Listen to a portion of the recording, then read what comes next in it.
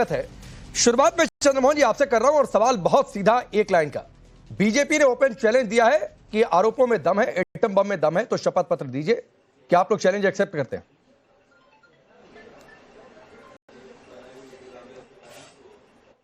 देखिए, शपथ पत्र जिस चीज की मांगी जा रही है वो शपथ पत्र आज देश के इलेक्शन कमीशन को देना है या राहुल गांधी को देना है? राकेश पांडे जी, एक ऐसी संस्था जो बिल्कुल निष्पक्ष होनी चाहिए और निष्पक्ष होकर वो देश के लिए काम करनी चाहिए, आज उसके ऊपर की पूरी प्रणाली के ऊपर सवाल खड़ा हो गया कि अगर जाली वोट डल रहे हैं तो कैसे डल रहे हैं, फर्जी वोट बन रहे हैं तो कौन बन रहा है। ये सब काम रोकने का काम किसका है? ये सारा काम इलेक्शन कमीशन का है। और बता कौन रहा है? एलओपी देश के नेता राहुल गांधी।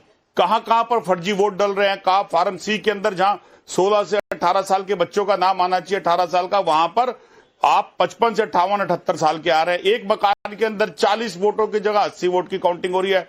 एक व्यक्ति के 4 वोटर कार्ड के हिसाब से 4 जगह वो वोटिंग डाल रहा है।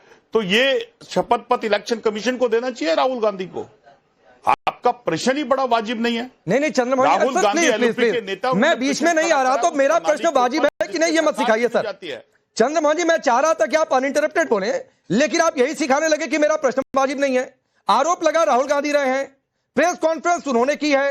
अब चुनाव आयोग 3-4 जगह से यह कह चुका है कि या तो शपथ पत्र दे दीजिए या तो देश से माफी मांग लीजिए। हमेशा हलफनामा वही देता है जो आरोप लगाता है। देखिए, बिल्कुल मैं आपका धन्यवाद करता हूं कि आपने बिना इंटरप्ट करे मुझे समय दिया। लेकिन उस हलफनामे के ऊपर अगर इतने बड़े प्रूफ एक ऐसी संस्था के ऊपर लग जाएं, जो ठीक सुप्रीम कोर्ट और कोर्ट की तरह निष्पक्ष होनी चाहिए, और उसको सवाल के लिए वो प्रश्न पूछने वाले को हलफनामा मांगे, कैसा चंबा है इस देश के अंदर? क्या लोकतंत्र की बुनियाद के अंदर ये पहला दौर होगा इस हिंदुस्तान के इतिहास में? मांगा जा रहा है आरोप लगाने वाले से। दे रहा हूं प्रश्न पूछा जाता तो पहला दौर होगा हिंदुस्तान के इतिहास में। आप सबूतों की चर्चा कर रहे हैं। आप कह रहे हैं कि इलेक्ट्रॉनिक पूरा डेटा दे दो तो हम साबित कर देंगे कि नरेंद्र मोदी चोरी के वोट से प्रधानमंत्री बने हैं। आपके लिए 25 सीट का मार्जिन यानी 35,000 से कम वोट से कोई जीतता है तो वो जीत नहीं होती है, जबकि आपके 10 ऐसे सांसद हैं जो 5,000 से भी कम वोट से जीते हैं। बिल्कुल आरोप है ये, और आरोप निराधार नहीं है, साक्ष्य और साक्षित प्रमाणों के साथ हैं। इसका जवाब इलेक्शन कमीशन को देना है। भारतीय जनता पार्टी को प्रवक्ता बनने की जरूरत नहीं है।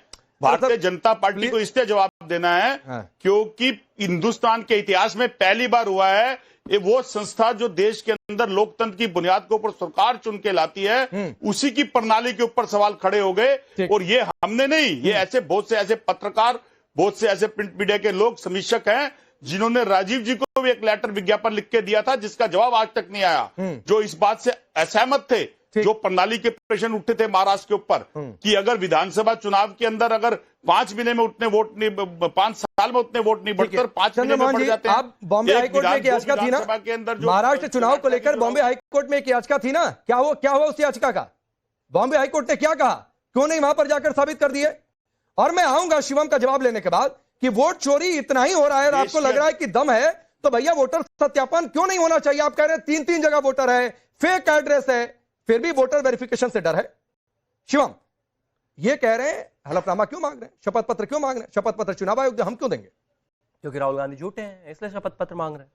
क्योंकि लगातार उन्होंने बहुत बार लोगों पर जो है आरोप लगाए और उसके बाद उनको सुप्रीम कोर्ट में माफी मांगनी पड़ी। क्योंकि राफेल पर उनको इस देश में सुप्रीम कोर्ट में 4 बार माफी मांगनी पड़ी।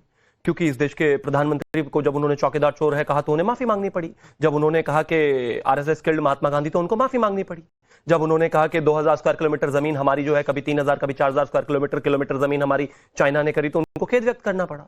लगातार हर जो चोर है उसके नाम के पीछे मोदी क्यों लगा होता है, उसको माफी मांगनी पड़ी। वो अपनी हर कहानी में शूट द स्कूट करते हैं और भाग जाते हैं।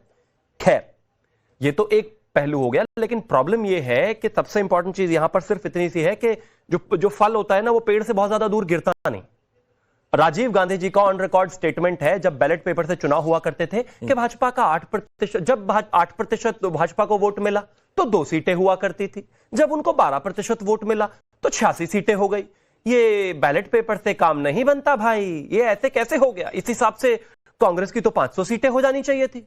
आज उनके बेटे कह रहे हैं नहीं भाई ये ईवीएम के पर प्रॉब्लम है, ईवीएम में गड़बड़ है। एक तो मैं आपको एक चीज कहना चाहता हूं सबसे पहले कि भाई ये जो लुटियंस में रहते हो ना आप लोग, कि मां के पास अलग 10 बीघा का एक जो है घर है, बेटा जी के पास एक अलग 10 बीघा का घर है, बहन जी के पास एक अलग 10 बीघा का घर है, ऑफिस के लिए एक अलग 10 बीघा अलॉट हुआ है। हिंदुस्तान ऐसे बसा हुआ नहीं है।